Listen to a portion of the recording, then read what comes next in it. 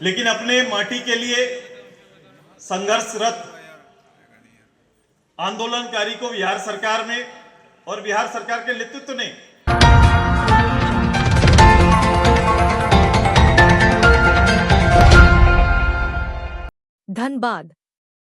धनबाद जिले में आजसू पार्टी की ओर से सोमवार को new town hall golf ground के समीप भव्य मिलन समारोह आयोजित हुआ। इस मौके पर पार्टी प्रमुख एवं पूर्व उपमुख्यमंत्री सुदेश महतो, पूर्व विधायक लंबोदर महतो, जिला अध्यक्ष मंटू महतो, जिला परिषद उपाध्यक्ष सरिता देवी समेत कई गणमान्य उपस्थित रहे। जिले भर से हजारों समर्थक जुटे और कई नए कार्यकर्ताओं ने पार्टी की सदस्यता ली। सुदेश महतो ने कार्यकर्ताओं का आभार जताते हुए कहा कि संगठन जिला और राज्य स्तर पर कार्यकर्ताओं के योगदान से ही मजबूत हो रहा है। कार्यक्रम में झारखंड आंदोलन के शहीदों को श्रद्धांजलि दी गई। अपने संबोधन में सुदेश महतो ने राज्य सरकार पर निशाना साधते हुए कहा कि मौजूदा सरकार उसूल की जगह वसूली की राजनीति कर रही है। उन्होंने जल, जंगल, जमीन विस्थापन और नियोजन के मुद्दों पर संघर्ष जारी रखने की घोषणा की।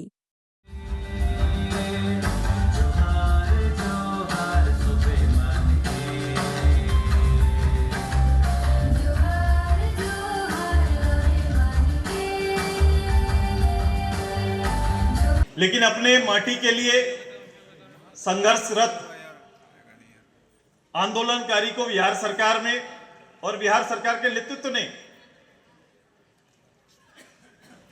एक झड़प हुआ। लोग आंदोलन करने के लिए जा रहे थे, प्रदर्शन कर रहे थे। झड़प होता है तो दोनों ओर से वार होता है। पुलिस रोकने का प्रयास कर रही थी। इस क्रम में कुछ पुलिसकर्मी घायल हो गए, आंदोलनकारी घायल हो गए। लेकिन इसका परिणाम किस रूप से हुआ? घायल आंदोलनकारी को हॉस्पिटल पहुंचाया जाता है। पुलिस अपने मुख्यालय में जाती है, अपने आका का आदेश लेती है, सज धज कर तैयार होती है और हॉस्पिटल में धावा करते हैं और आंदोलनकारी को उनके बेड से उठा के बाहर निकलकर गोली मार दिया जाता है। यह घटना है, यह 8 तारीख आज के दिन का यह घटना है। अब सोचो कि शासन ने किस रूप से, किस हद तक दमन करने का अधिकार उस समय के अधिकारियों को दिया हुआ था। क्या पुलिसिंग थी और किस कदर आंदोलन को दबाने का छूट प्राप्त था। मैं वर्तमान पीढ़ी को इसलिए मैं ज्यादा आगाह करना चाहता हूं कि आपने राजनीति में और राजनीति को बहुत साधारण चैप्टर मत मान लेना। राजनीति एक दायित्व का बोध है, एक दायित्व है, एक जिम्मेदारी है। यह जिम्मेदारी बहुत सहज नहीं है। यह एमपी एमएलए का खेल नहीं है, बल्कि राज्य के संपूर्ण जनता का न केवल सम्मान, उनकी सुरक्षा, बल्कि उनकी तरक्की की जिम्मेदारी आपके हाथ में है। राजनेता वही है जो पूरे राज्य की चिंता करता हो, राज्य के लोगों की चिंता करता हो और राज्य को आगे ले जाने के लिए कभी ना रुकने वाला, ना विराम बिना लिए लगातार संघर्ष करता रहा। ये राजनेता की कोटि में आते हैं। मैं अपनी पार्टी के और पार्टी में आने वाले नए सदस्यों को मैं आज के इस दिन में जो इस राज्य के प्रदेश की कमियों के बारे में मेरे पूर्व वक्ता जो बात कह गए, मुझे लगता है कि ये संज्ञान लगभग सभी लोगों को है। मूल्यांकन सभी लोग, एक साधारण अदना सा आदमी भी मूल्यांकन कर रहा है कि ये कमियां हैं। एक राज्य सरकार ऐसी है, यहां पर कहने को तो मूल पार्टी आंदोलनकारी इतिहास के साथ आगे बढ़ने वाली पार्टी, लेकिन नेतृत्व ऐसा खोखला जिसने आंदोलन के वसूल को समाप्त करके रख दिया। वसूल के जगह वसूली वाली सरकार बनाकर सामने पेश कर दिया है। और इसी का परिणाम आज के दिन में एक बड़ा भटकाव झारखंडी जनमानस के अंदर में है, बिखराव झारखंडी जनमानस के अंदर में, एकता का घोर अभाव है, राजनीतिक बोध नहीं है, नए चिंतन के नए पौध तैयार नहीं हो पा रहे। मैं जिस समय आपसे यह बात कर रहा हूं, मुझे लगता है कि राज्य के लिए चिंता करने का सबसे बेहतर समय है। चूंकि चुनावी दौर में से हम कोसों दूर हैं। चुनावी दौर में लोग आनन फानन में जालसाजी के माध्यम से इस रूप से लोगों को छलने का काम करते हैं। और हमारे साधारण समझ रखने वाले कहीं ना कहीं इनके झांसे में आकर अपना एक बड़ा निर्णय देके चले जाते हैं और उसका परिणाम लंबा समय तक आपको झेलना पड़ता है। चूंकि आप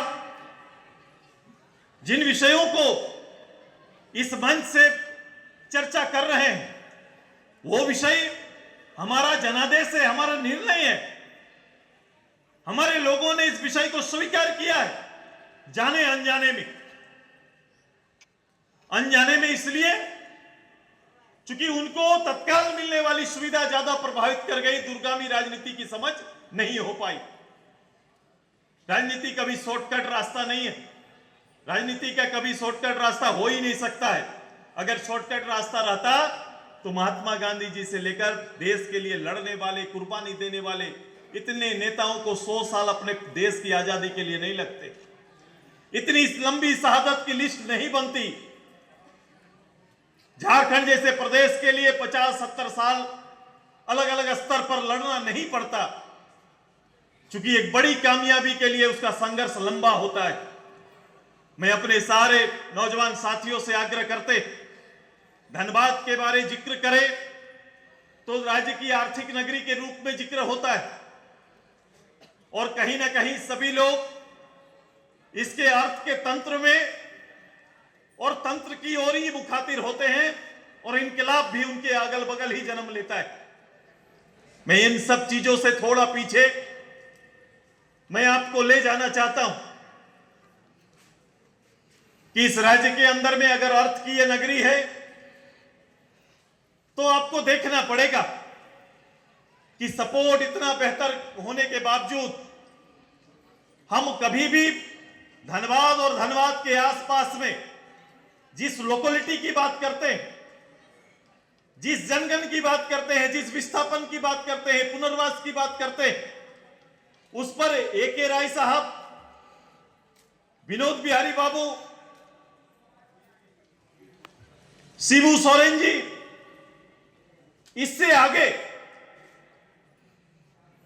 इस लड़ाई को कोई नेतृत्व बड़े स्तर पर मिल ही नहीं पाया।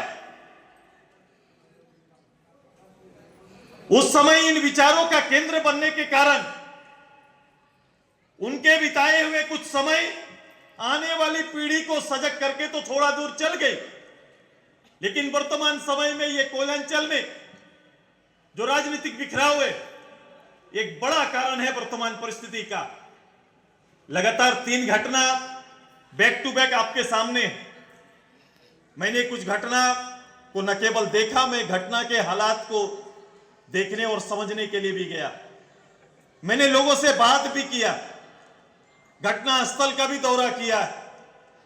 यहां के लोगों का अर्थ नगरी के अर्थवाहकों का मन इतना बढ़ा हुआ है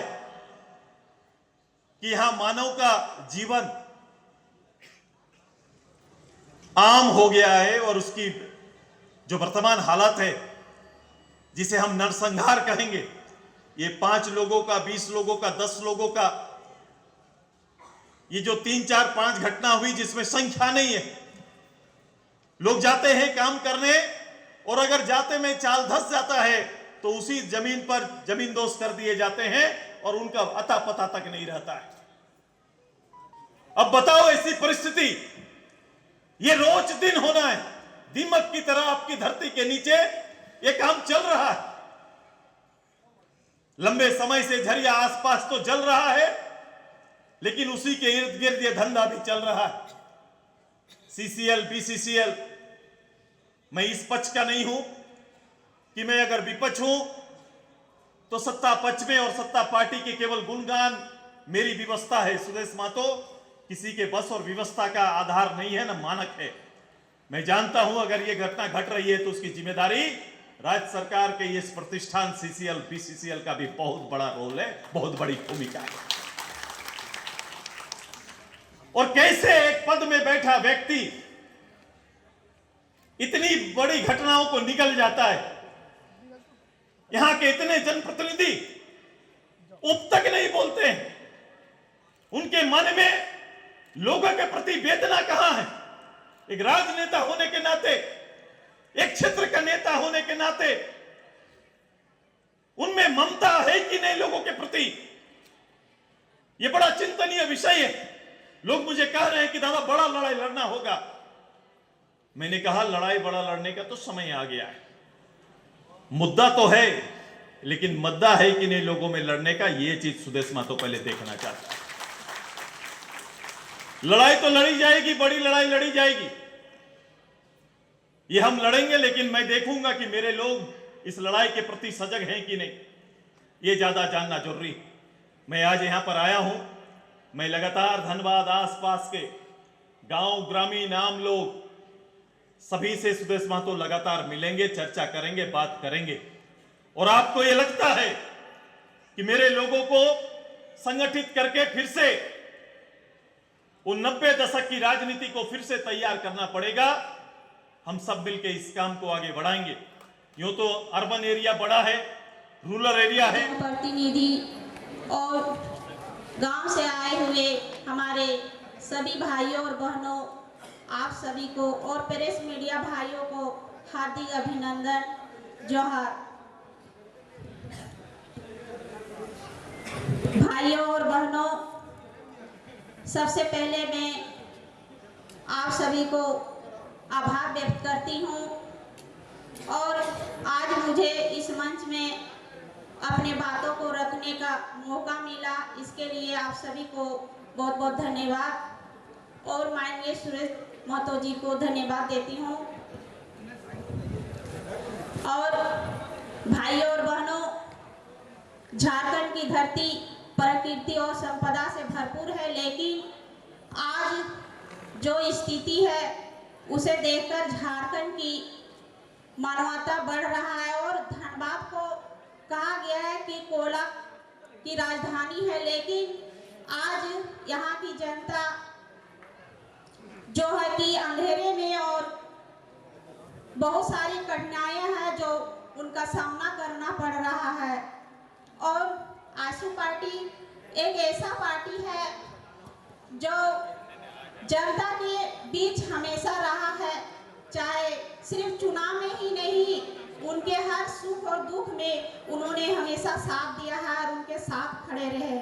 अगर हमें इस तरह का मौका मिला तो आज धनबाद के इस टाउन हॉल में हजारों की तादाद में विभिन्न क्षेत्र से, विभिन्न विधानसभा से लोगों ने आज पार्टी में योगदान दिया है। कई साथियों का घर वापसी हुई है, कई हेल्थ सेक्टर में काम करने वाले लोगों ने भी अपना योगदान संगठन के अंदर में दिया है।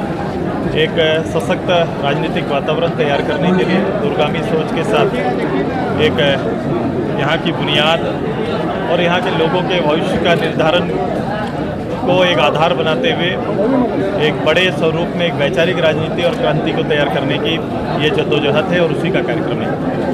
आज को अर्थ की राजधानी कहा जाता है, आर्थिक राजधानी कहा जाता है, लेकिन यही क्या मजदूर जो है दब के मर रहा है, तो इसमें क्या कहेंगे, कैसी राजनीति? मैंने अभी सारी चीज़ों को बड़ा स्पष्ट कहा कि अगर इसको देखने का तरीका बदल जाए तो ऐसी घटनाओं को नरसंहार कहा जाता है। ये एक प्रायोजित हत्या है। अगर ये जान रहे हैं कि ऐसी परिस्थिति है, चाल धस सकते हैं, ऐसी घटनाएं घट सकती है, अगर कोई एक्सीडेंट होता है तो वो बात समझ में आता है, लेकिन अगर ये लगातार इस तरह की घटनाएं अवैध जो कोयला के क्षेत्र में हो रहा है, तो जिसके कारण यहाँ के लोकल शासन को भी और जो CCL BCCL के पदाधिकारियों को भी इसके बारे में पता है, उसके बाद भी अगर ये घटना घट रही है तो इसके जिम्मेदार कौन होंगे, ये जिम्मेदारी उन्हें तो लेनी पड़ेगी। आपके विपक्ष कहाँ है सर? विपक्ष को कहाँ देखते हैं? देखो, विपक्ष को कहाँ देखते हैं इसकी तुलना ना करो, विषय ही सबसे ज़्यादा जरूरी है। विपक्ष हम हैं आपके सामने, हम आपके सामने हैं, प्रत्यक्ष रूप से हैं, और जिन मुद्दों को सरकार छोड़ रही है, जिन मुद्दों पर लोग ऐसे ही घटना पर और घटना के गहराइयों पर नहीं जा रहे हैं, इतनी बड़ी घटना को वो आम घटना की तरह जो मैसेज दे रहे हैं, ये एक बड़ी बात है। और इन चीज़ों को निकाला जाएगा, खंगाला जाएगा और लोगों की नज़र में और सारे एजेंसियों के सामने लाया जाएगा। मैंने कहा था, मेरा रिएक्शन आया था तब, मैं आज फिर दोहरा रहा हूँ कि इस राज्य में एक उग्रवादी के लिए एक पॉलिसी बनी, इस राज्य में पॉलिसी बनी जहां आत्मसमर्पण की योजनाएं रखी गई। बड़े बड़े अपराधी या फिर उग्रवादियों ने उसके तहत उस योजना के तहत उन्हें सरेंडर कराया गया, वो आज आम जिंदगी जी रहे हैं। तो क्या सूर्या के साथ भी ऐसा हुआ था क्या? ऐसी कोशिश हुई थी? मैंने सरकार से यही जानना चाहा था। हमने यहाँ से लेकर मानव अधिकार तक में हम लोग ने आगे बढ़ा और हम न्याय चाहते हैं। बिल्कुल, ये गवर्नमेंट की CID इसका जांच नहीं कर सकती, क्योंकि CID उसी के अधीनस्थ एजेंसी है और CID आज तक इस रूप से कोई कारगर ऐसा काम नहीं की है जिसको हम मान सकते हैं और जिस पर विश्वास किया जा सकता है। एनडीए का पार्ट है, क्या बिहार में चुनाव लड़ेंगे? नहीं, बिहार के चुनाव को लेकर पार्टी के अंदर में अभी कोई चर्चा अभी है नहीं। अगर ऐसी कोई चर्चा बनेगी तो हम आपके पास आएंगे। केंद्रीय विधानसभा में प्रशासन के मौजूदगी में लोगों को पीटा गया था किसी बाहरी गुंडों के माध्यम से, क्या कहेंगे सर? देखो, ऐसी घटनाएं कई है, मैं एक का उल्लेख नहीं कर सकता। क्या कहेंगे से पहले ऐसी कई घटनाएं लगातार पुलिसिया दबिश यहाँ पर बना हुआ है और लगातार पुलिस के दबिश के आधार पर आंदोलन को कुचला जा रहा है, लोगों की आवाज़ को दबाया जा रहा है। इन सभी चीज़ों पर वैचारिक रूप से हमने कहा कि एक बड़ी तैयारी करनी होगी। गांव घर के लोगों को, शहर इकाई के लोगों को एकमत करना पड़ेगा और 90 के दशक की तरह एक बड़ा आंदोलन यहाँ के हक और हुकूम के लिए करना पड़ेगा। कंपनी की लचर व्यवस्था से जादू महतो ने आत्महत्या किया है सर? हाँ, मैंने उसको देखा था और उनका एक वीडियो सुना था मैंने, तो इसकी जांच का विषय है, ये DC देंगे जवाब, DC की जवाबदेही है। वो किस अवस्था में वो कहाँ नौकरी कर रहे थे और नौकरी करते हुए अगर उनके साथ उनके खिलाफ भी कोई अत्याचार हुआ तो आना चाहिए और समय अवधि के अंदर आना चाहिए। कोई भी जांच की अवधि होनी चाहिए ना। यहाँ कोई जांच तो बोला जाता है, घटना के बाद जांच कमेटी बनती है, लेकिन जांच कमेटी के परिणाम आपको नहीं मिलते। सर, कई ऐसे नेता है जो खुद को कोई समाज का रिप्रेजेंटेटिव बताते हैं। अभी 20 तारीख को रेलवे का गणेश शिखर है, उसको लेकर विधानसभा में उन्होंने इन्वाइट किया, दूसरे वर्ग उसके साथ क्या कीजिए? देखो, लगातार ये जो हमारा अनुसूचित जाति के संदर्भ में जो हमारा डिमांड है, ये अभी का नहीं है। लगातार अलग अलग रूप से अलग अलग संस्थाएं, कई कमेटियां चल सकती है, लोग अपनी बात रख सकते हैं। अगर इस देश के गठन के पूर्व में जो साक्ष्य और जो आधार हैं, उस आधार पर कोई समाज। ये थी आज की बड़ी खबर। देखते रहिए कुसुम न्यूज़। वीडियो को लाइक करें, शेयर करें और चैनल को सब्सक्राइब करना न भूलें। कुसुम न्यूज़, आपकी आवाज़, आपकी पहचान।